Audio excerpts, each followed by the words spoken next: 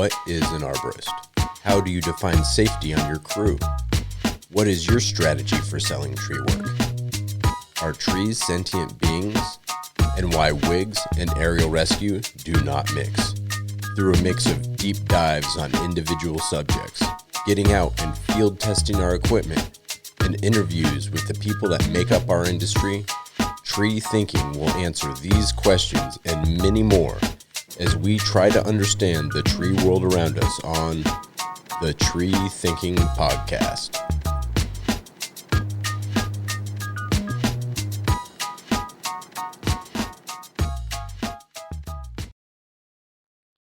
On this episode, we get into what is an arborist. We realize this question is one of those questions that we can't do in one show, so it's going to be a reoccurring theme. But we really enjoy getting into it a little bit and figuring out, at least scratching the surface of that subject. And without further ado, I guess we'll just get into it. We'll take care of some of the business, and then we'll get to it. Hope you enjoy. This podcast is for informational purposes only. It is not, nor is it intended to be, a substitute for professional arboriculture advice and should never be relied upon to perform or direct arboricultural work. The Tree Thinking Podcast makes no representations as to the accuracy, completeness, or suitability of any information on this podcast and will not be liable for any damages arising from the use of any information in the practice of arboriculture or tree work. The views and opinions expressed in this podcast are those of the guests, and their appearance on the podcast does not imply an endorsement of them or any entity they represent. The podcast and its hosts are not to be held responsible for misuse, cited, and/or uncited copies of the content within this podcast by others. The Tree Thinking Podcast may not be reproduced or distributed without the express written consent of the Tree Thinking Podcast. The definition of an arborist, according to the Webster Dictionary, a specialist in the care and maintenance of trees. According to the Cambridge Dictionary, it's a person whose job it is to take care of trees and make sure they are healthy and safe. However, this just scratches the surface. We are everything from scientific intellectuals to knuckle-dragging grunt workers. Some of us are trying to understand the language of sentient beings, while others are just trying to make a paycheck harvesting raw materials. Some work in offices, some in labs, and others hang hundreds of feet off the ground all day. We are tree people. In this episode of Tree Thinking, we will coil the ropes, run our experiments, and crunch the numbers as we try to figure out what is an arborist.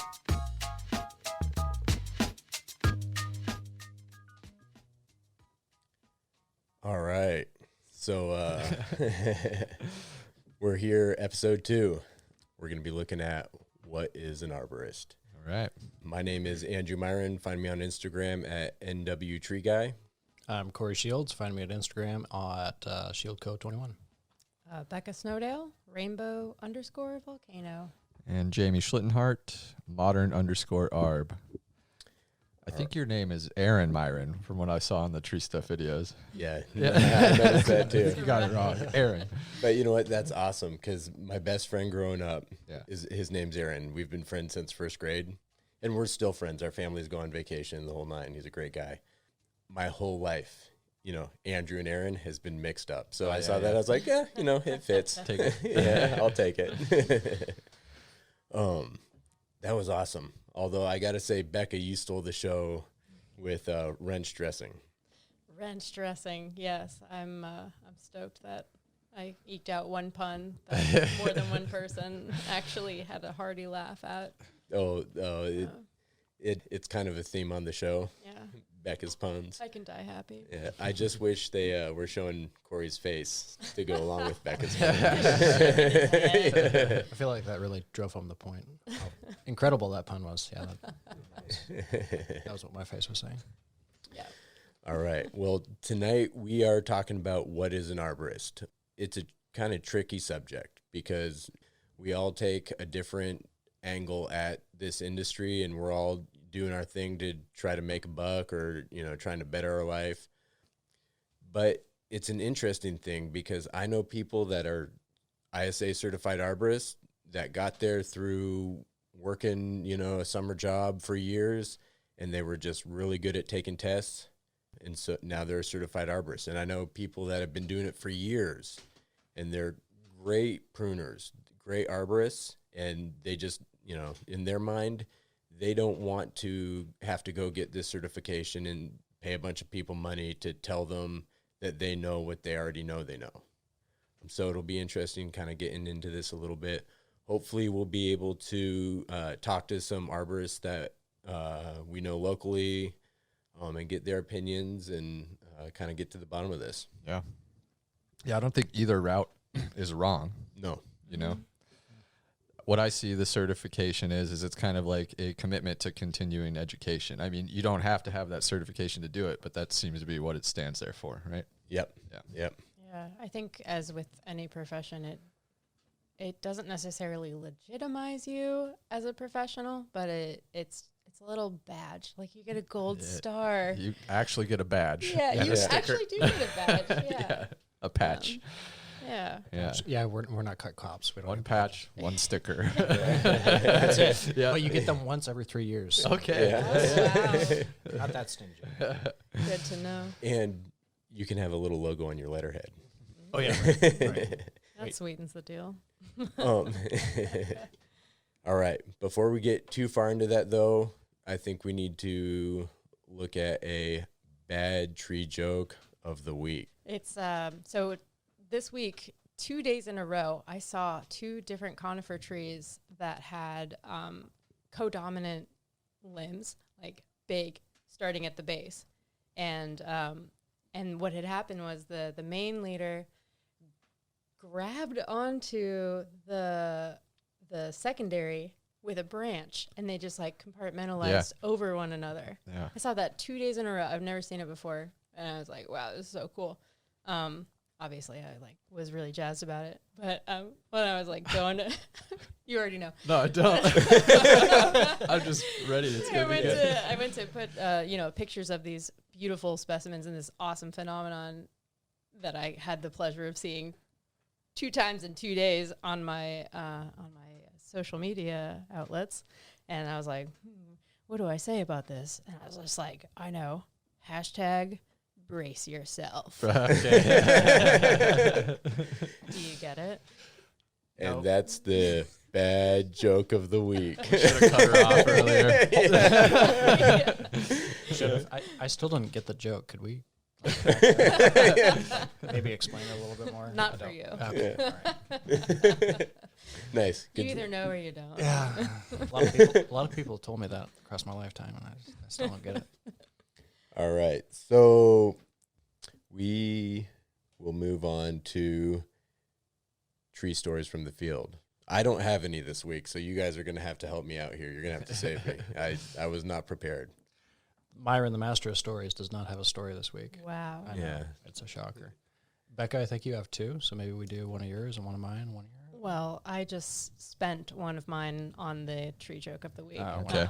Nice. But the second one was from last week, actually. I, for the first time, climbed an aspen tree, and it was kind of spindly. Terrifying. And yeah, it was Yeah. a lot bouncier than I thought. Even a very light breeze.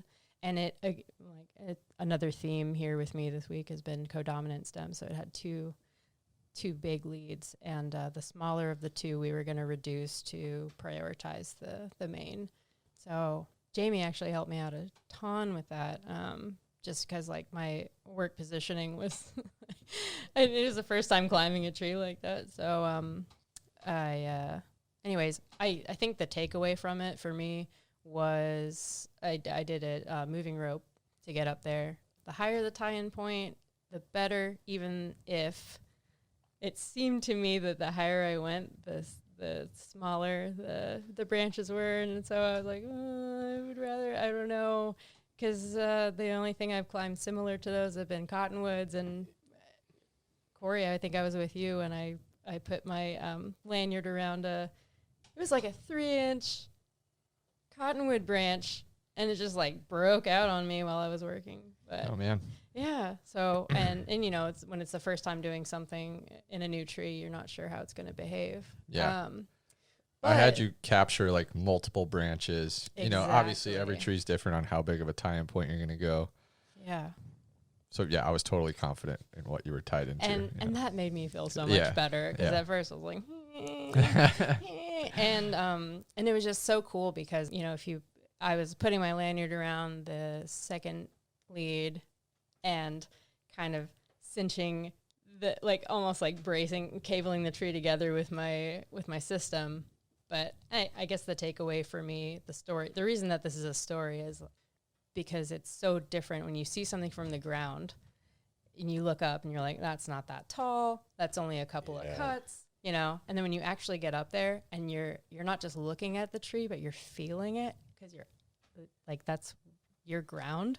Yeah. It's totally different. And it way increases the, you know, and that job was fun. It was like the perfect amount of sketchy and fun. Yeah. So, yeah, really thankful for that. And that is my story. Yeah. And I pushed you again on that red maple. That's right. Yeah. Yeah. There was a this cut. week too. It could have Gosh. been done on the top of a ladder with 2 pole saw extensions. It wouldn't have been the prettiest cut. So that was my motivation to her. Like, I could do it, but it's not going to look good. So it's like, this is a hack job and it's on you, not me.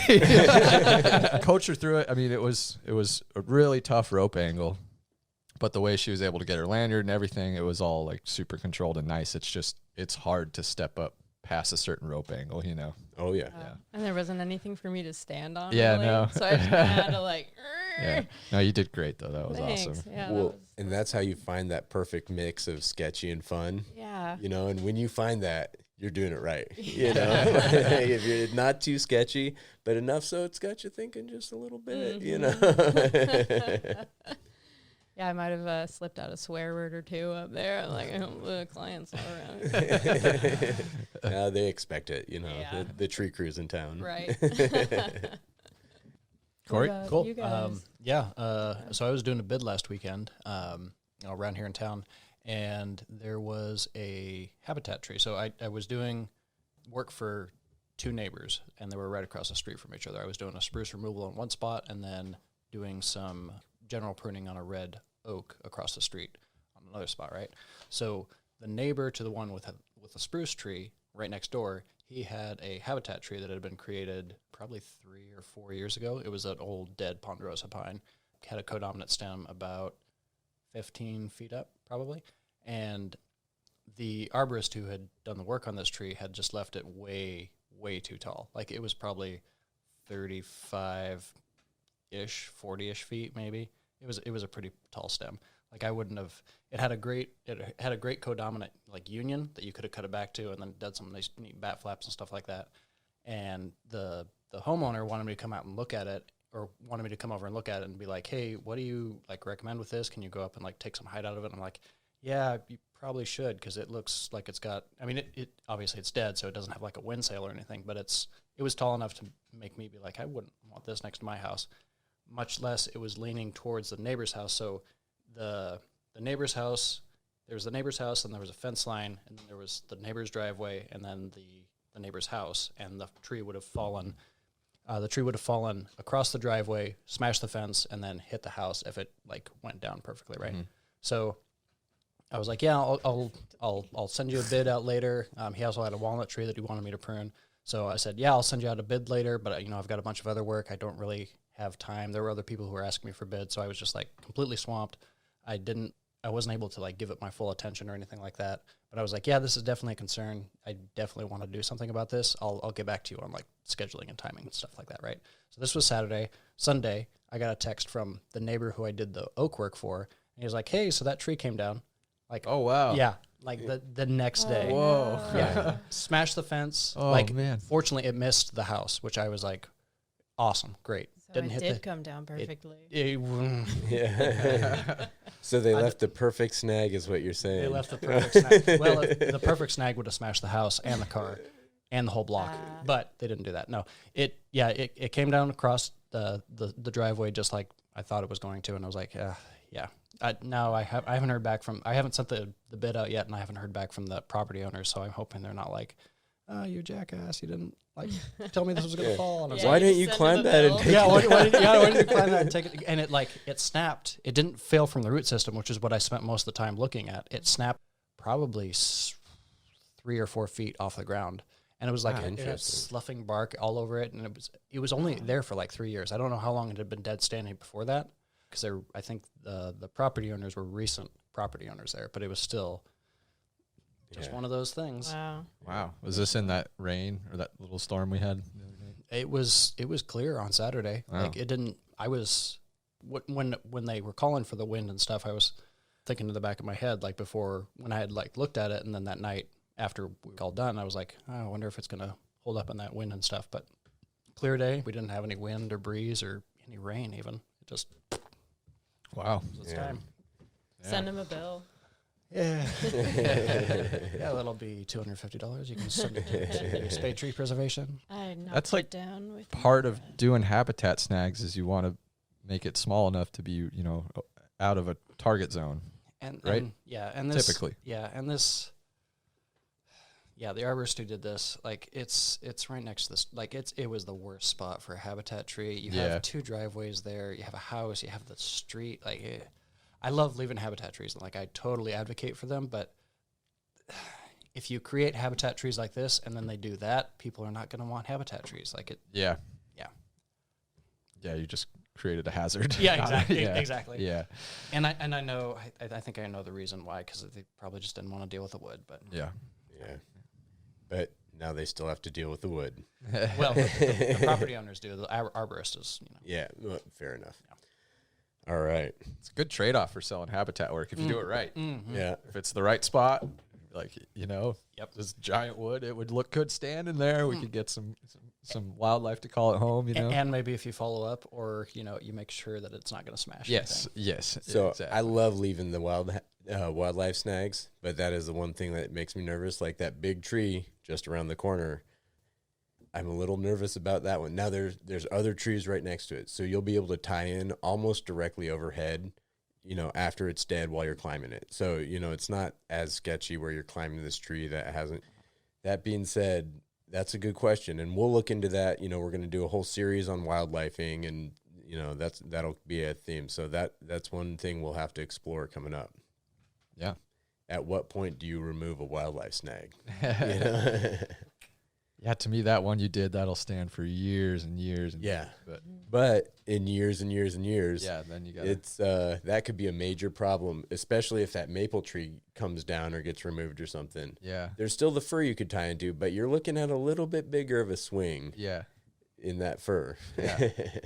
That's something to think about is, okay, if this does have to get dealt with years down the road, will I be able to deal with this? Yeah. Like there's that one outside of Market of Choice on, what street is that? It's in South Eugene. That giant spar that they just the pine spar. that they just left. So I remember because I used to go get lunch there on a regular. I remember that tree because it was a giant pine tree. It was a beautiful tree. It did not need to get removed. And they just removed it, and it looked like they just removed it and then just stopped. It had to be a 60-foot spar. Oh no. If not more. And so it is uphill from the Market of Choice parking lot. And now it's bark sloughing off dead. I mean, I have, you know what? You're going to have to hire a crane Yeah. to set up to Yeah. tie into. At that point, Yeah. you're just like remove Yeah. half the tree. You're like, oops, wrong one. Yeah. Back it up, boy. Nothing to see here. We weren't here. Bye-bye. So, yeah, Yikes. that one's a rough. I've been watching that one for years. Like, I wonder when that's coming down. Yeah. It looks like it's coming down straight into the parking lot, too. Wow. At this point, Yeah. yeah, Whoa. that'll be tough. It's not just going to smash. It's going to smash and then explode and just Yeah. destroy some windshields. All Who right. else has stories from the field? Anybody? I climbed, to me, I feel like it was one of the biggest trees I've ever climbed. It's not the tallest, but, just fat and Just- sprawled out. It was over. So there was one house and a big yard, and then right next to it was two houses, Okay. and then another backyard with another structure there, and it spanned over all these. So like 4 different structures, 2-3 backyards. If I laid down at the base, I'm 6'1". This thing was pushing 6 feet at the base for sure. Nice. Diameter, just Wild. a monster. It was a fun climb. I had a sleepless night, so I wasn't on my A game, but still, it was a fun climb. What kind of tree was it? A black walnut, yeah. Of course. Yeah. And black walnuts, they make me sweat. The tie-in point, just the feel. So I'm always looking for those fatter tie-in points, and this thing just splayed out. There was no good central tie-in. We did 3 climbs. My coworker went up 1, took out a dead top, rigged a few pieces, and then I went up another side, came down and did another side. On the last side I did, the Captain Hook came in handy. Hell yeah. Nice. Captain Hook. I don't know how I could have done it without the Captain Hook. It would have been so much harder. But yeah, I think the Captain Hook, we were just getting major deadwood, and major deadwood on this thing was, 6-inch plus. Was it TCD or was it just regular dieback from a? Yeah. It was, 1,000 Kinker. Thousand Kinker. Yep. Yep. Yep. So And mostly the tops were. So this is the second stage of pruning. The first stage of pruning was cranes because we just couldn't get out there. So they cut back to live material on the south side of this tree. And so we were just going out chasing big deadwood after that. Wow. But yeah, the Captain Hook, I think it was 3 different pieces. It really helped me get into position. It was cool. And the fusion tether. So I liked my hitch climber with my rope wrench because it had that attachment point where I throw my Captain Hook and I set that system on the hitch climber. But the fusion tether has that attachment point, and it worked out really nice. Nice. Yeah. Good. Yeah. It was an awesome climb. Wasn't on my A game, so I was a little frustrated at times, but This definitely episode, one to remember. this episode of Tree Thinking Podcast has been sponsored by both the Captain's Hook and the Notch Fusion. There's Corey looking for more free gear. Cool climb. And I know you guys have seen the tree. It's on Second, going back to Public Works Yard. You see Ninkasi, and then it'd be on the right-hand side. There's 2 gigantic walnut trees. Next time you're on your way back to the yard, I'm sure I've seen it. I'm just not you'll thinking know of exactly what I'm talking about because I used to look at it all the time when we were cruising back to the yard. it. Yeah. Some of the most challenging, big, broad spreading trees I've climbed were those big black oaks that are, there's one that's off of. This is black walnut. Or sorry, that's yeah. what I meant. Okay. One of those big black walnuts. There's one is just in someone's backyard, and it's off of Harlow. I can't remember the street it's on, but it just takes up the whole. Isn't there backyard. Walnut Ave off Harlow with those massive walnuts? It's because it used to be a walnut orchard. Yeah, way okay. back Yeah, before those it was are all developed. big. And so there's a few walnuts in that neighborhood that are like the history of the area, and it is just massive. And for years I got to climb it. And the first 3 or 4 years was just learning how to climb this tree because it was so big and so spread out. And if it was wet at all, it's not like there's a lot of branches to pull your way out this, trunk. It's just trunk, and Just drunk. yeah, some of the most fun, just big swings on the job were in that tree. Yeah, I definitely have a soft spot for those trees. Oh, man. Yeah. They're so Yeah. cool. Yeah, I have a nostalgic spot for them too. We had one growing up at my grandparents' house, and they're just I know they're a pain, and they drop, they kill everything below them, and they drop the big the walnuts themselves, and they discolor your hands and all that, but they're just so cool. They are Yeah. cool. Fantastic specimens. Yep, that's my story, I guess. Just fun climb to remember for sure. Nice. All right, I'll give a little story real quick. There we go. Of course, yeah, he has one. Yeah, We yeah. knew Well, you it. kind of called me out, so I had to Knew come up you with would come something. up with something. And I was trying to think of, it's not really what is an arborist, but it's one of those moments in the career where I was just going to make, I'm done. I need to be taken more serious as a climber, so I'm just going to make it happen on the crew type of things. And I'd probably been climbing, or I'd been working for probably about 1.5 years, 2 years. And Rob had been working for about 6 months to a year. And, man, I just wanted to prove myself that I could do it. I knew I could do, at the time, I knew I could do everything, even the stuff I couldn't do. Right. And we were working on this job. It was me, Rob, Doug, and Penny, who were 2 of the guys that were real instrumental in teaching me and Rob the trade early on. The second job of the day, well, the next job, I can't remember if it was the second or not, was a fur removal. It's funny, I can remember. It was a $650 fur removal. And I remember looking at it and being like, I could do that. And so I go over to, I think it was Penny, one of them, and it was like, hey, Penny, they're just wrapping up some fruit tree or ornamental pruning of some kind. And so me and Rob were just kind of standing around while they're finished. I was like, hey, Penny, I could take Rob over to that next job and just get started on it. Yeah. And he joking around was like, yeah, go for it. Yeah. And I was like, all right, he said it. So I just got in one of the trucks. I was like, Rob, let's go. So we just got in the truck. And I remember driving off and seeing Penny run after us to try to stop us. You know, I can only imagine the conversations had at the job site, you know. But me and Rob took one of the trucks and chippers and went over to the next job. And luckily, it was a really good bid. And it was like, all right, I remember talking to Rob like, all right, dude, we got to crush this. You know, if we screw this up, it's going to be a big screw up, you know. I think you told me this story. Is this prior to everyone having a cell phone in their pocket? Yeah, so everyone didn't have cell phones, the good old days, so they couldn't just get a hold of you. Yeah, They, you know, if there's an emergency, they would have to call the client and have the client come get you, or they'd have to drive to you. And you're not going to call the client and be like, oh, yeah, the crew that's showing up. Don't let them start. You know? There's a road crew. There's a road crew. Exactly. But we crushed it. Yeah. We crushed it. It was, you know, it was a super easy it was a long time ago, so I'm guessing, but I want to say it was probably like a 50-foot fir tree, you know, and just cut, toss, front yard. So I was just able to cut, toss, send the wood down, and I was chunking the last little bit down when they came up with a total panicked look on their face. But it worked out. Nice. Because the tree was down. We had it all under control. But that was one of those times where it's like, all right, I'm going to make it happen. Gumption, yeah. And I don't know that fully leads into what is an arborist, you know, but I think everybody has a point where they have to kind of figure out who they are and what they're going to do in the industry.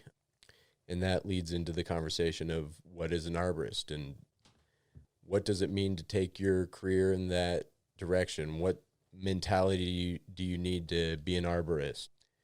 You know, how do you start a career as an arborist? Yeah, what are your guys' thoughts on this?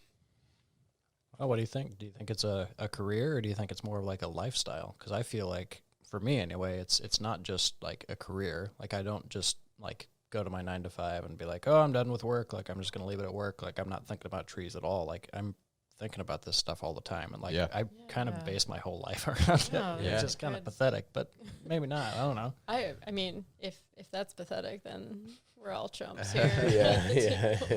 Yeah, part of your life. I remember when I first started in the industry and you start learning how to identify trees, then that's what you're doing. You're driving, you're walking, you're just looking at them like, okay, I know what that is. Or today I was talking to my coworker, Mark. He's kind of a newish climber. He's been doing it for a while, but newish climber. And we see trees and I'm just like, we're driving back to the yard. And I'm like, do you ever just look at trees now and you see like, oh, there's my tie-in point. That would be, you know, the rigging point. Totally. You know? He's like, oh yeah, more and more now. And to me, that's like every time I look at a tree, I'm like, oh, there's that sick tie-in point. There was a coworker I had, and his wife set this one background as their like computer background, and like it bugged the hell out of him because there was a little pice of deadwood, like it was this like grove of firs, and like right at the front there was this piece of deadwood, and he's just like, somebody has to get that. Somebody has to get that. Come on, Microsoft. What we need to do is send out free backgrounds for everybody. We've got to get pictures of like, you know, a perfect tree that just has one piece of deadwood off. And we can do free tree thinking background to drive arborist crazies on their computers. Test, right? Yeah. But it's one of those points when you get a new person on the crew, new to the industry, it's always interesting because almost everybody is like, man, I just look at trees different now. Yeah. I see trees as individual types of trees or what needs to be done to the tree, you know. And it was the same thing coming from the residential to the municipal, because now, now we do, my focus these days is street clearance and, hazard abatement. And so now if I'm driving down the street, it's like, man, that is way too low. That is not 15 feet. Never thought about it before unless I was driving a truck, you know. But it really is interesting. It'll change the way you see the world. Yeah. Trees were always like static to me before starting this. Just green things, never even thought about them at all. But yeah, it's a lifestyle, it's perspective. never not looking at trees if I'm outside. Yeah. I'm sure it drives my significant other nuts. Yeah, when you're Now not- she's into it. She's getting good at IDing some stuff too. Yeah. yeah, when you're walking down the street and you're just looking up the whole time. Yeah. You're like, hey, I'm right here. Pay attention to me.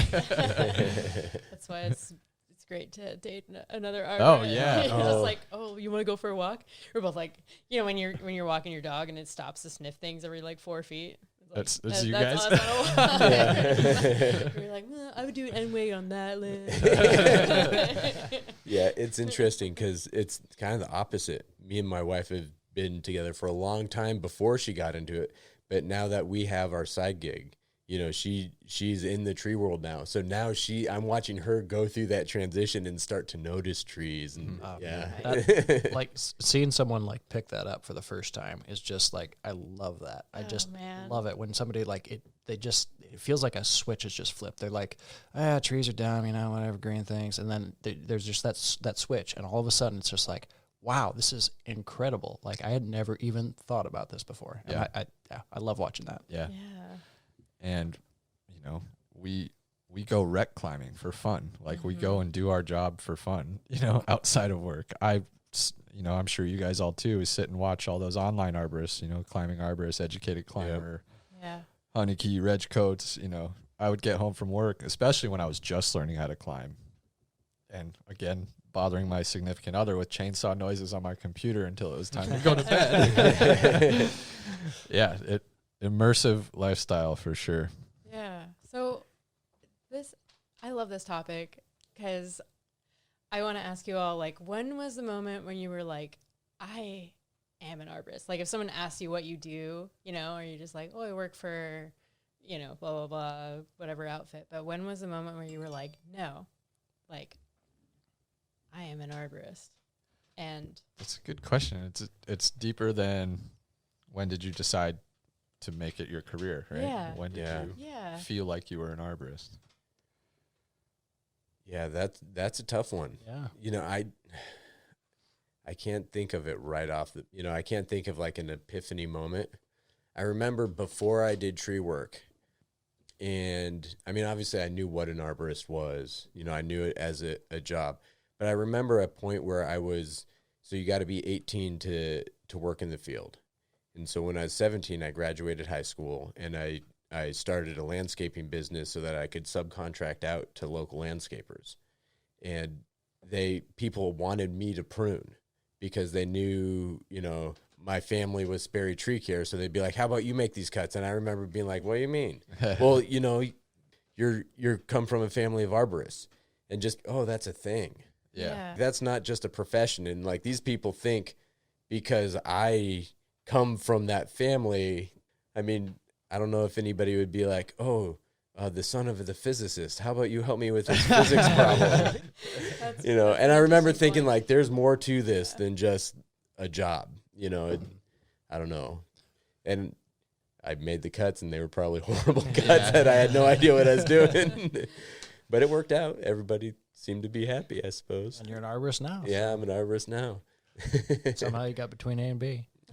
I probably felt that way after getting my certification. I know to some people that doesn't hold a lot of weight, but it was big to me, you know, college dropout, just doing odd jobs, finally fell into this career that I'm like, oh, I love.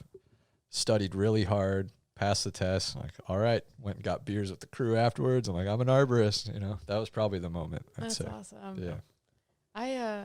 I kind of felt like I was an arborist before I was a certified arborist, but honestly, just barely. Like it was maybe like 6 months before I got my I think when I made the decision that I wanted that certification really badly, and it was like about that time, so I was about 3 years deep into it. Mhm. I was like, you know, if people asked me what I did, I was like, I'm an arborist. Yeah. But I think, yeah, definitely, I was hoping that when I got that certification, I would like this explosion of like expertise and just, you know, and I studied really hard for that too. And I did learn a lot of stuff and studying and just doing things. But then I realized like after I got that, like the next week I was like, in my head whenever I would make a mistake, which, you know, we all do. I was just like, just because you're certified doesn't mean you're good. You know? So yeah, with that, it's like, well, it does, you know, it gives you a little bit of clout, but it doesn't necessarily make you what you are. And I don't know. I think for me, it was like when someone else was talking about me to someone that I didn't know, they're like, this is my friend Becca. She's an arborist. I'm like, Yeah. I guess I am. Like, Yeah. that's like how I spend, you know, like 20 hours of my day. You know, like, One of the things my old bosses used to say is an arborist is only as good as his or her last cut. And that's kind of Yeah. a mentality that I've lived by. Like some days I'm a shitty arborist. Like I'll freely admit it because my last cut is just garbage. I've Just- always liked that quote. You're only as good as the last tree you worked on, Yep. Yeah. which is the same thing. And that's one of those things I've said to a lot of people. When I'd see someone working for me that made a bad cut or something, or, you know, just didn't do their all, like forgot a big thing in the tree, or it'd be like, hey man, you're only as good as the last tree you pruned. Is this what you want to be? Yeah. right. You know? Nate said something. It's the same thing, but he's like, we're remembered by what we leave behind. Yeah. it's like- He does say that. Yeah. Yeah, no, I that love leaving Stubbs. Nope. Stubbs is here. Always carve that into the tree. You will remember me. yeah. I will infuriate arborists everywhere. Like your little Zorro mark. Yeah, I think for me, one, I was one of those stubborn people that was like, it doesn't matter if I'm certified. I know how to do it. You know, it's partially the people that I trained with were kind of old school and felt, you know, were more the people that were like, hey, why do we have to pay a bunch of money to these people, to this organization, so that they can tell me I know what I already know, kind of attitude. And so I was pretty stubborn about it. And it took a long time for me to actually go out. I think I did it for 8 years before I got certified, just because I like, why? I got a great job. You know, people trust me. And what it was for me that made me feel like an arborist is when I would do a really good job pruning a tree, and then the client would come out and be like, oh, that looks really good, or good job. Or, you know, when you get that kudos from the person that hired you to do it, you know, that's when I'd be like, man, I know what I'm doing. Yeah, You know. that's one of the best feelings when they come out and they say, wow, you know, oh Yeah. my gosh.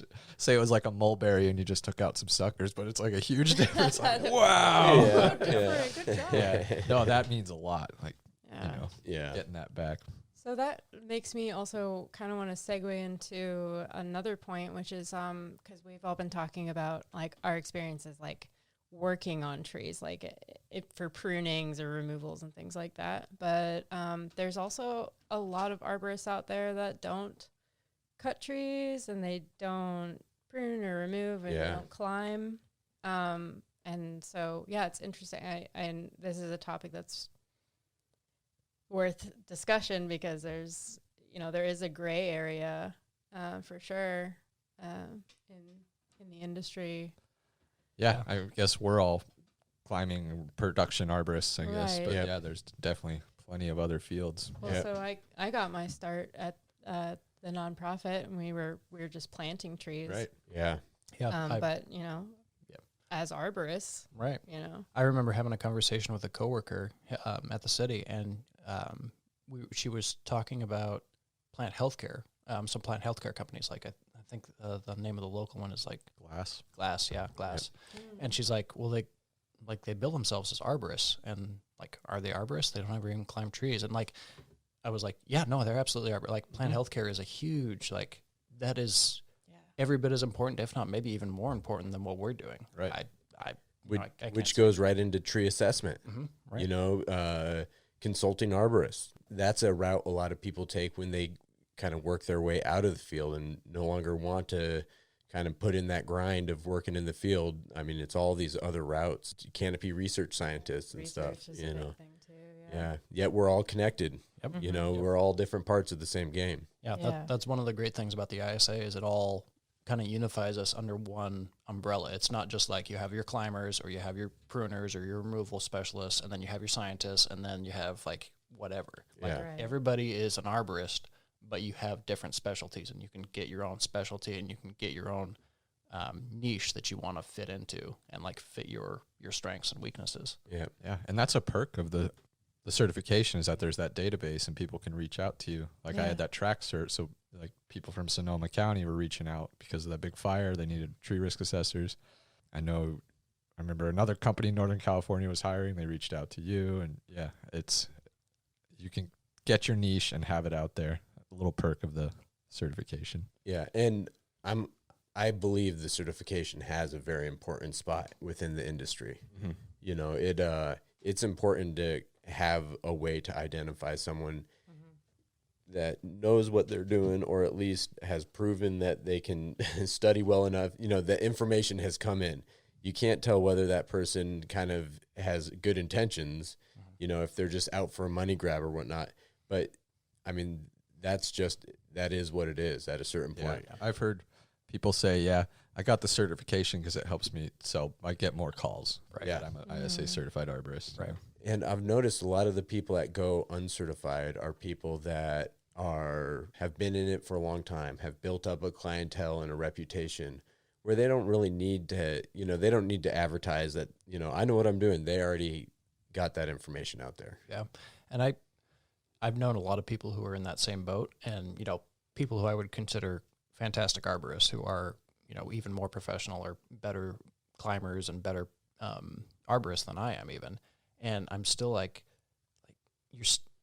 I use the ISA not because necessarily it gives me a certification, which is nice, but because of that continued learning opportunity. Like I'm always pulling something out of the like ISA Newses or the Arboriculture Today or any of those. Like I'm always pulling even just a little nugget, and I feel like if it makes me a better arborist and a better professional, like it's worth it. Like even all the money and all of the time and everything that's, you know, some people would say would be wasted, like I'm still pulling something out of that. And again, I'm not like, I haven't been doing it as long as you have, Andrew, but I'm still, I still feel like even 20 years from now, 30 years from now, when I'm almost dead, like I'm still going to be learning stuff from the organization as a whole. Yeah. And I still learn stuff, you know, going to a conference, going to a Yeah. competition. These are all ISA events, you know, and I learn a lot every time I do either, you know. I think it's a great medium to get a lot of like-minded individuals who have a lot of intellect and passion for the same thing together. Yep. And no matter what, like that's going to always help us grow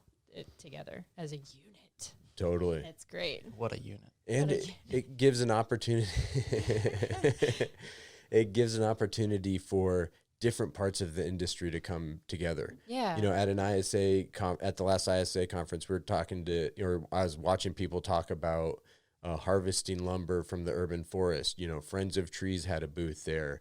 They had a talk on the sidewalk street tree conflicts. You know, so it's a really great way to expand your horizon when it comes. You know, it's easy, especially if you run a little business, to kind of be in your little bubble. Yeah. You know, but it's always good to expand, meet these other companies in these other parts of the industry, and then see what kind of tricks you can't take from them and introduce into your own business. Yeah, that's another good thing. Like you always have, even now at ISA conferences, you kind of have a splintering. But I like the ISA because again, it's an umbrella institution and it kind of brings everyone together. But you still have your like loggers will be hanging out with your loggers, the tree climbers will be hanging out with the tree climbers, and then your scientists will be hanging out with the scientists.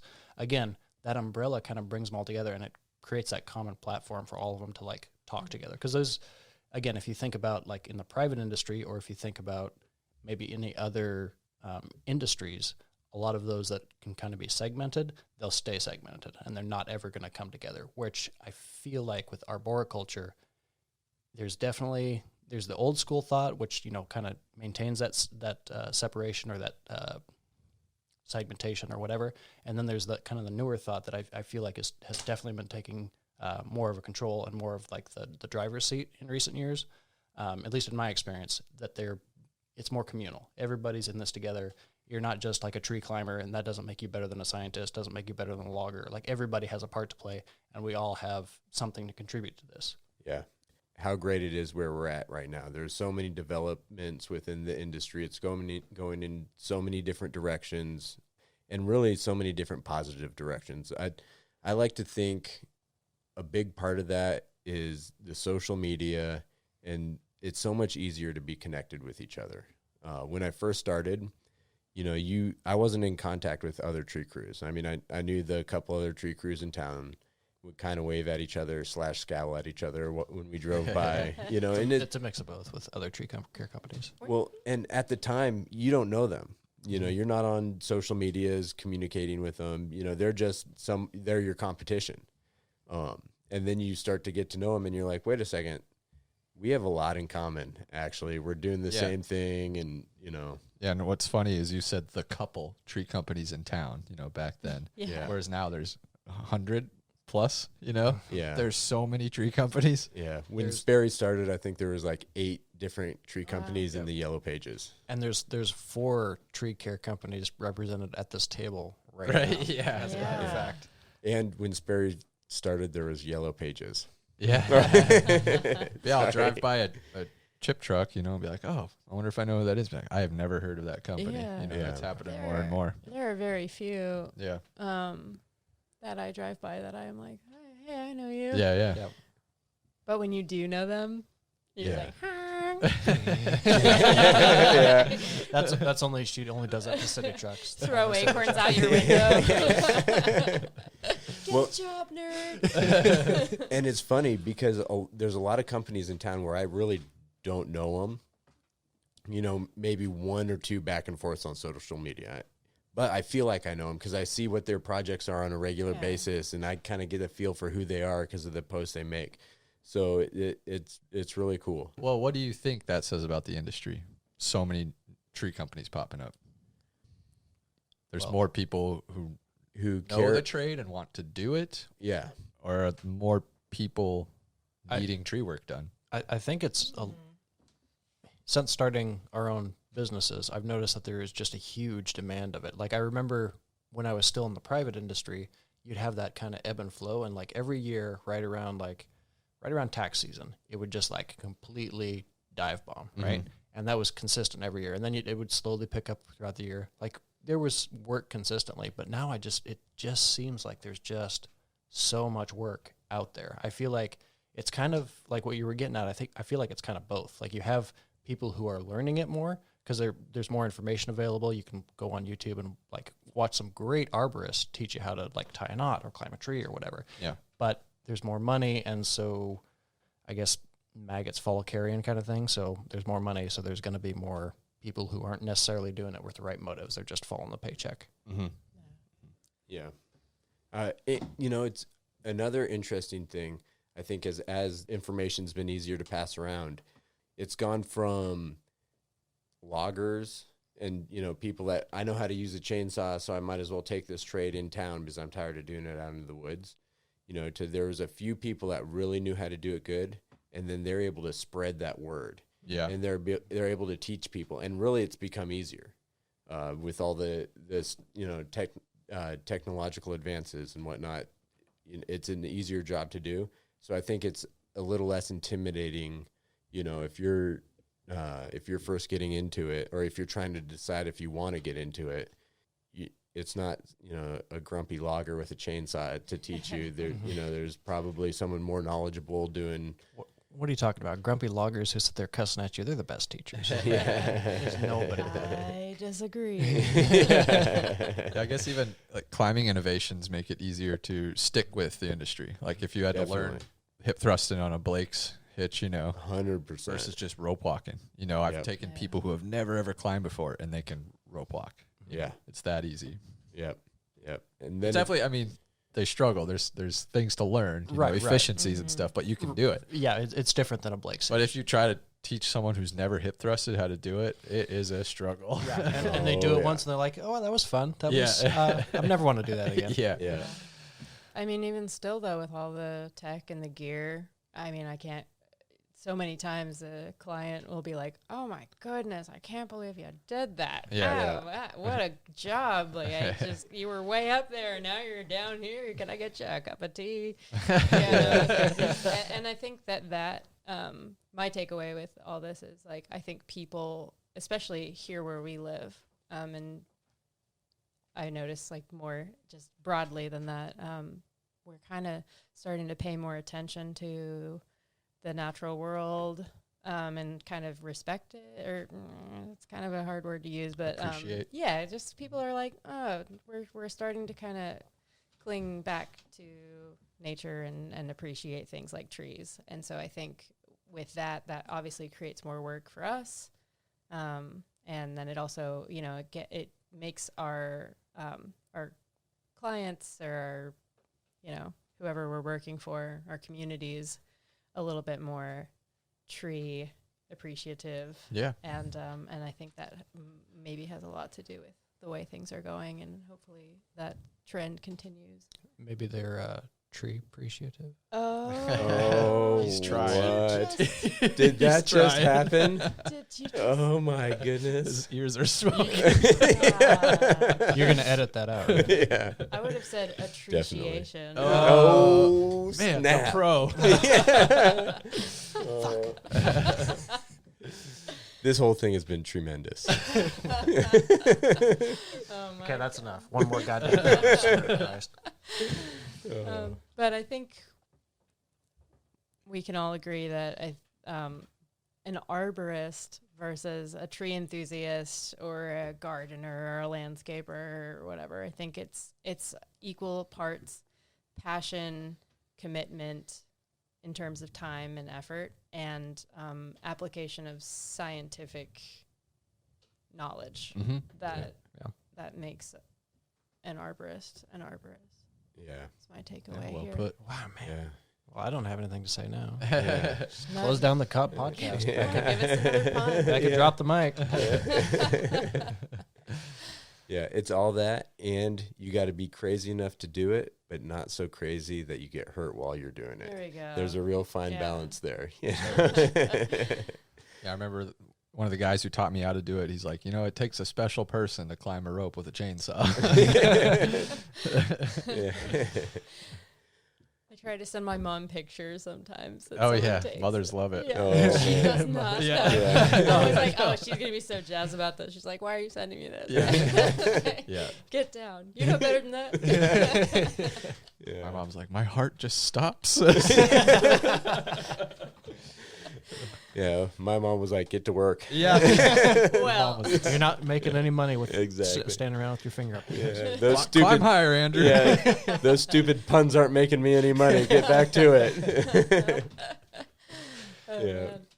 Well, I think one thing we can all agree on is that this is a complicated enough subject where it's going to be a theme that we get back into as this podcast goes. I don't know, man. I think we wrapped it up pretty good. yeah.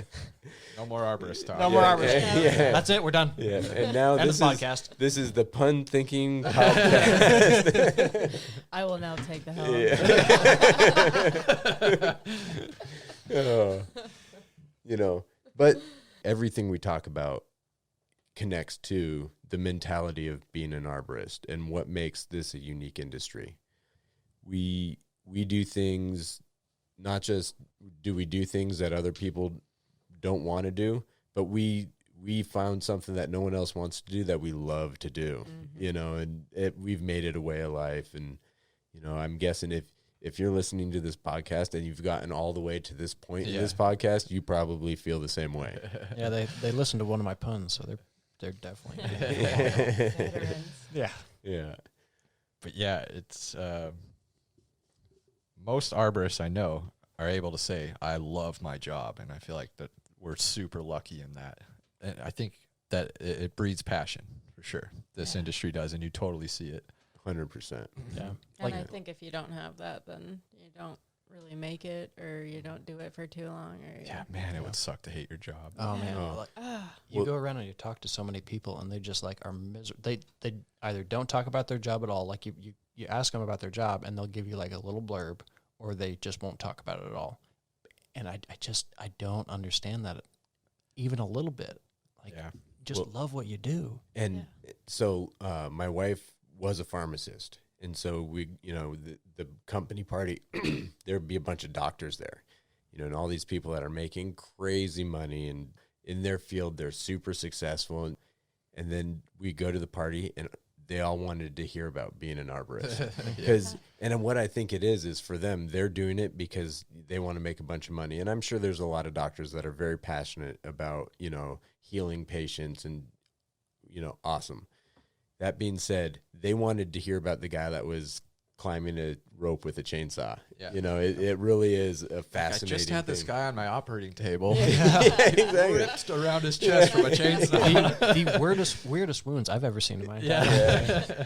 They probably just saw you in the party. You were the only guy wearing jeans. Yeah. Like, I'm gonna go talk to this guy. Yeah. If you wear your saw pants, you Yeah. know, those are real expensive. Yeah. Nice pants. Put on my nice pair of Carhartts for this. I've got the most expensive pants in the room here. Yeah. No big deal. No big deal at all. Yeah. Actually, Oh, Armani again. Not nothing on me. I knew a guy that used to go out to the clubs in his full rain gear. He did a couple times, and he's like, "It's the Nice. most expensive gear I You got." told me it's like Gore-Tex ring. Yeah, it's like nice expensive, Gore-Tex. yeah. It was like, you know, $500 for the complete set because, you know, we got double layer on it and put zippers and vents in, you know, and he's like, this is by far the most expensive outfit I got. And he would go out to the clubs in his watershed rain gear, you know. he's ready for Was it- anything. Was it high vis? I hope you, so. You know, I think it was. Oh, that's yeah, fantastic. I People are think. like, who's this traffic cone? Yeah, exactly. You just get off your shift. But I'll bet a lot of Utility people are like, you company. know what? This guy knows how to have I'm a good thinking time. if there are black lights in that club and you're wearing high vis, Wow. you are the party. Yeah. Those $500 really paid off. Guaranteed when the Beastie Boys intergalactic, planetary, intergalactic. He was the star when that hit, I guarantee. I'm Googling Gore-Tex right now. I want to be cool. All right. Nice. What were we talking about? Arborist? About arborist? Oh, yeah. Yeah. Well, I think it's time for a gear review. What do we want to do for gear review? I guess rain gear. Yeah. We just came up with, you know. You know what? Yeah. Perfect. Yeah. Why It's been transition to drizzling something all else? week. Yeah. So All right. So my favorite rain gear is exactly what I was just describing. Watershed bibs and jacket. You want to get the Gore-Tex stuff. Watershed's the brand. Watershed's the brand. Yep. Made in Oregon, too. Oh, Yeah. cool. Yep. Fancy. And it doesn't look fancy. You know, you're not going to Not look at it and fancy. think, you know, this is Let's hit the five- clubs. Yeah. Yeah. Yeah. You're not going to think, let's hit the clubs. Until you bedazzle it. and Once then you wear all it, the way. though, you're going to be like, man, I want to go to the clubs. Put on your gloves and hit the clubs. But I've had the same pair, so it's not insulated at all. You know, it's just a waterproof layer. It breathes really well, and I've had the same pair for probably 6-7 years, and it's still waterproof. Mhm. You know, now every now and then I can't remember what's it called, the stuff you wash with it to kind of help keep it waterproof. But yeah, that Watershed Gore-Tex rain gear is where it is at. Yeah. I remember you telling me about that, and I don't know why I didn't know that existed. You know, I knew about Gore-Tex and boots and stuff, but didn't think you could get rain gear. And it's tough. Yeah, I Yeah. mean, I've How worn many years did you say? like 8 years probably. Wow. And wear it, you know, through there's no job I take it off so I don't hurt it. Yeah. Wow. And I had the stuff that was, so when I was in the private industry for my entire private industry career, I had the non Gore-Tex version because they make like a cheaper, there's like the Gore-Tex version, which is like $250, and then the cheaper one, which is just polypropylene or whatever it's made of. And that's like, you know, $60. But I had that stuff all through my private career, and I still have it. Honestly, I still take it hunting every once in a while. That's Watershed. And it's Watershed, yeah. Okay. And it's, I mean, yeah, I secondhand it's good stuff. With that being said, I have a top that I use, the Arbortech. It's Breathe Flex, I Yeah. think it is. Yeah. That's totally it. That stuff. Yeah, that, and it's nice. It has the vents in the armpits, and then it's got like some vents in your front too. It's got Yeah. pit vents. Pit vents. But I have, so for my bottoms, I have the bibs from Watershed, and then I've got that for the top, and like that's an awesome combo. It's the Nice. Breathe Dry. The Breathe Dry. Flex is the chainsaw pants. Thank you. Oh, Thank you. right. Yes. Yeah, it's funny. I was like, I Thank said you, that Jamie. like I put it on every day, and I'm not. But I do recognize that. Yeah, I got to go with Gore-Tex. Gore-Tex. Yeah. I started in Southern Oregon, and honestly, it doesn't rain that much. You know, Yeah. it's pretty dry climate. But coming up here, I mean, we're in the rain this is the PNW. When you think of Pacific Yeah. Northwest, you know, It Yes, rains. sir. temperate rainforest. It rains here. Yeah, it rains a lot. I think it's raining right now. There was Probably. times in Southern Oregon where we'd rain. The boss would call me. He's like, "Do you feel like working?" I'm like, "Nah." So we'd call it off as a rain day. Oh wow. If you did that here, you know, you wouldn't have a paycheck. People would No, laugh yeah. at you. Yeah, you wouldn't have a You'd be like, paycheck. okay, I'll see you in 8 months when it's So I- not raining. I just had the Grundon's jacket. Yeah. The Tree Stuff sells them. You That's know, they good. got like oversized hood, which kind of helps fit over your helmet and stuff. It's a nice jacket, but you know, a couple hours in the rain and it is soaking through. It's nice to keep the weather off of you, but you do get wet still. I have your old rain jacket at the city now because my city rain jacket was just the cheap whatever high vis stuff they give you, and it would get wet so That's fast. Yeah. So this is my rain gear is exactly that, and the brand is, and the reason I know it is because it's funny. It's called Tingly. I hope that's how it's pronounced. I mean, that's how I'm going to pronounce it. Yeah, Tingly. that works. Fun. Yeah, it's better that way. Yeah, Yeah, they it give is. you a little rain pants and they're big. Yeah. Yeah. Yeah. But that Yeah, should- tingly. yeah. It actually it works really well. Like for how not super like geared up it is, I guess, Yeah. or hardcore heavy duty. It's still like I'll go like 3 hours in a pretty steady rainfall and I'm still my phone can be in my pocket. Well, Yeah. that's what's important. Fine, That's its yeah. function. Yeah. Exactly. So no complaints here. Yeah, the pants that I got from the tool crib, man, those things just soak through. Really? Yeah, I've been having troubles with. So Yeah. what was it like a week ago? It was coming That down. the downpour. Yeah, and I had the Grundon top and then the tingly bottoms. Got some tingly bottoms here. Tingly bottoms Yeah, on the tree. and let me tell you, London top. yeah, In the are we talking club. about? yeah, the tingly bottoms were soaked. like and subscribe to Tree Thinking Podcast for more of this solid gold. Tingly But- bottoms got soaked. Yeah, to the point where Tingly Grundon combo. the tingly Grundon combo, man. Yeah, Damn. Sorry, I keep interrupting you. no, Worth it. I'm setting you guys up perfect. So keep coming. But yeah, no, my saw pants were soaking wet, and then my jacket I was fine. The Grundon top was great. Yeah. The one I have personally is different than the one I had at the city. Okay. The one at the city just seemed more high quality. I don't know. Yeah. I think the Yeah. price point was even the same. Have you seen it's that red jacket on Tree Stuff? I'll Okay. figure out what it is exactly. What I really like about the one that we had at the city is the neoprene on the inside of the sleeves. Yeah. Yeah. You know that. Breathes gator. really well. Yeah, that gator's a big deal, especially you're coming down a rope and Oh, that yeah. water starts running out the knot. I used Ooh, that was nice to have that gator. for my rain tops. I actually made like a vest for that exact reason, because I would descend down a rope and it would just pour down my sleeve and then it would just all get caught in there. So I just made this vest, this poncho vest kind of thing that I Nice. would Yeah. wear in the extremely wet, because I'm just like my sleeves are gonna get wet anyway. So Oh, man, what am I doing? that water coming down your arm. So I remember back in the day when you climb with a French or with a Blake's hitch, it's up a little bit higher, right? So you're tending your slack up high compared to like the French press hook that's down low. So you come down, and if your arm's up high enough, the water will run all the way to your armpit and then down your side. Yeah. Give you the tinglies. Yeah, I give you the tinglies, yeah. Go straight from your Grundons to your tingles. Yeah, and if the angle's right, it'll go tinglies all the way to the bottom. Oh man, this is too good. Yeah. Who would have thought rain gear? Well, and it's hilarious. This is obviously a Pacific Northwest podcast because episode number 2 for gear Yeah, review, we're talking rain about gear. rain gear. You know, Yeah.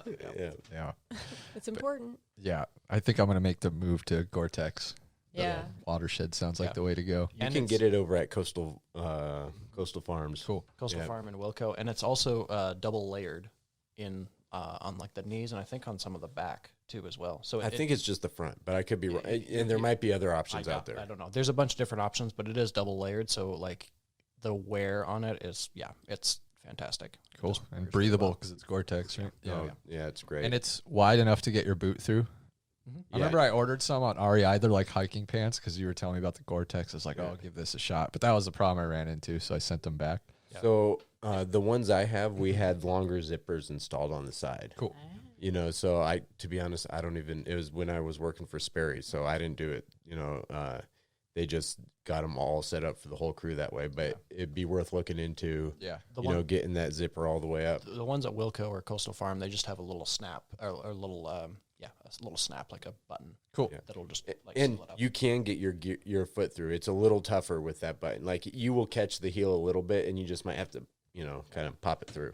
I put my the tall spur boots on with the rain gear. I take them on and off all the time with my tall spur boots, and I don't see any issue with it. So Perfect. Pants, they have bibs? Or Yeah. So just they're suspenders? bibs. They got, and the other nice thing is they have a little pocket right at the top of the bib Oh, nice. for your phone. So, and which is Bib protected by your rain jacket. So it's not going to get wet. Nope. And if you need your phone while you're climbing, you're not like fishing through your harness or, Yeah.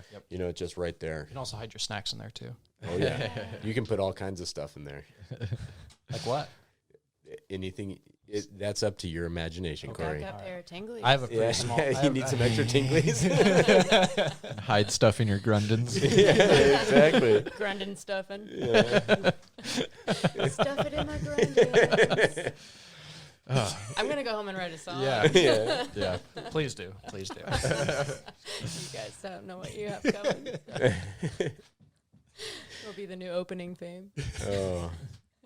Do we go back to our topic for kind of closing? Yeah. Sounds yeah. like the Watershed Suite. You have the ArborTech.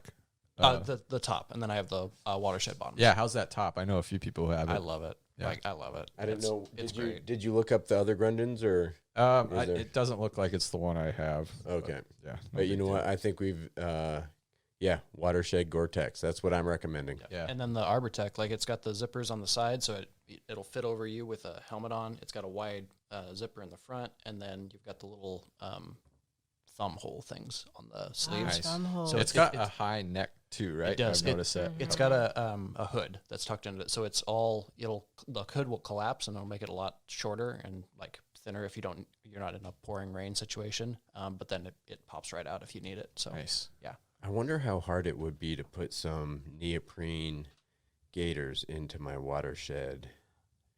I'd have to go to a seamstress that does the waterproof tape. They'd probably Take your Watershed into a tailor. Yeah. Let's get fitted. That's how we got Clubs the open zippers up on. in an hour. I need some little thumb hole things. Help me out here. I need some wrist gaiters. It's going to get wild at the club. Wow. Nice. Rain gear might be my favorite thing to talk about now. The next 5 gear reviews will all be We're gonna take this whole Well, podcast in a different direction. Yeah. This is the Tingly Grundon podcast. Tree 5 stars, tingling. like and subscribe. All right. man. Well, I think we've mined that mine for all it's got. Oh, we got more. For now. We're done. For now. Yeah, we'll come up with something else. We will. Um, I'm curious about the ArborTech ones though. Have Oh, you no. tried Gore-Tex jackets? I gotta keep going. I've got a personal rain jacket. There's a Gore-Tex jacket, and I don't notice much of a difference between the ArborTech and the Gore-Tex. Okay. Why are we laughing? I can't believe how badly Jamie wants to know about this. Well, I need some new rain gear. I mean, I can tell. and these two things are tough choices. Yeah. It seems like How are you not when sold on when we're all done with this, we'll head out to the garage and you can check out the. you'll spray me with the hose. You can, hey Jamie, after this, let's head out to the garage. You can check out my Tingly Grundons. He's gonna spray you with the hose and your tinglies. Oh my god. Oh boy, Worth every it's second. a deal. It's a date. deal. It's a date. Oh, What a good day. yeah. Oh man. I am actually crying. All right. So what is an arborist? Yeah, I don't know. gotta- I give up, you guys. We gotta land this We plane. can't top this. All right. Oh man. All right. Well, after that craziness, I think we better wrap this up because it's only spiraling from here. Yeah, we're going downhill. So for our takeaway thoughts, let's kind of get our takeaway on what is an arborist. Yeah, I mean, Becca pretty succinctly said it. It's a kind of a synthesis of scientific knowledge, passion for the work, and then you know, being competent. Like all of that wrapped together to make a tree professional or an arborist. And it does breed a certain kind of passion that I haven't really seen in any other industry. Like it's pretty rare. It really is. And I can't put my finger exactly what's on it, but I'm hoping through this series we can maybe get a little bit closer. Yeah. What I said before, and echoing Corey here, definitely all of that. I think passion is a big part of it. Commitment is a big piece. And it's exciting because there's so many facets to this industry that, you know, you can like dip your toes in every little thing and then just kind of see what makes you come to life and then just like throw yourself at it. And yeah. So I think it's just about being excited about trees and so much to the point where you dedicate your livelihood and your personal life and your heart and soul into making trees safe and happy and alive. Yeah, I was thinking about the question a little bit this week, and what is an arborist? I'd say, like, trees are, you know, critical infrastructure. You know, we need these to be alive, and there is some risk with trees. You know, in the urban environment, trees get really big, they do fail. So what I think an arborist was, my first thought was like, we're the first line of defense, but that makes it sound like, you know, trees are out to get you, which you know, they're not, but there's natural processes and things do happen. So we are, I've heard it before, we're like stewards of trees. We are the bridge between the forest and people, right? We live around, we moved in around these trees. We love them, appreciate them, and need them. So we're there to make sure these things are safe and healthy so that we can continue to coexist together. Oh, that's awesome. Yeah. Man. Jeez. Thinking about it all week. Well, Here I am with stupid jokes. Fucking knocking it out of the park. yeah, I mean, I think you guys summed it up better than I'm going to, honestly. So I'll just say, you know, it's a lot of things, you know, and I hope we can have some scientists on the show. Yeah. You know, I hope we can have, you know, we had Albie as a consulting arborist on, and hopefully we'll have, you know, more consulting arborists, you know, and we're going to have a lot of climbers on. And I hope we can really just get people from all points of the industry to come on and talk about it and, you know, teach me more. Because there's what I'm realizing is I've been doing this for a while and I'm still just kind of touching on what it means to be an arborist. And at the same time, an arborist is whatever you make it. You know, you're taking care of trees, you know, so it's obviously it's tree related, but, you know, your career as an arborist is whatever you make your career as an arborist. And on that note, I think we're going to wrap it up. So everybody stay safe and watch your top knot.